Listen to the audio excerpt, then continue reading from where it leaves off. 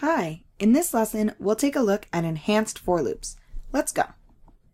We saw how we can use for and while loops to traverse all the values in an array. In doing so, we created a counter variable that allowed access to each element by referencing the array index value.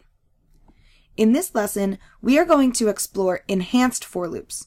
An enhanced for loop is an alternate method to traverse an array instead of using for or while loops. The structure of an enhanced for loop offers a more simplified code.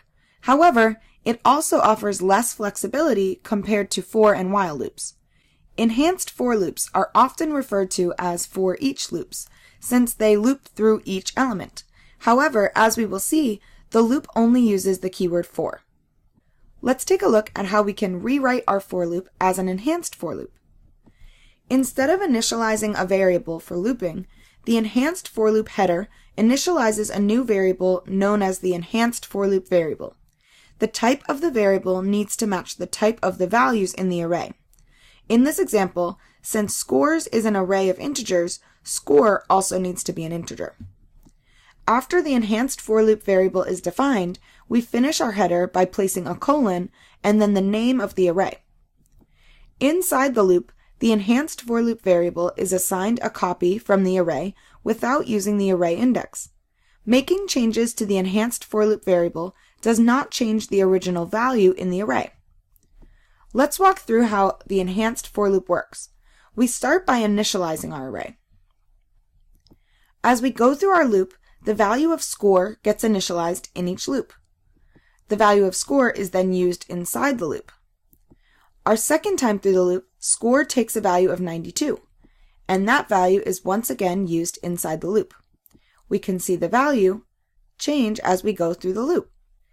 Each time, score takes on the next value from the array until we finally get to the last value, at which point our loop is complete.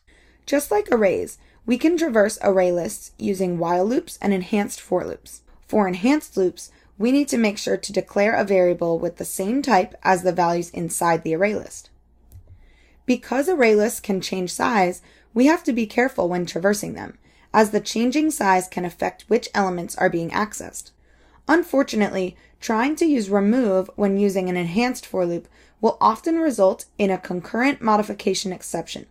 This error occurs when objects are being modified while they are being iterated on, which is what happens when we use enhanced for loops on array lists.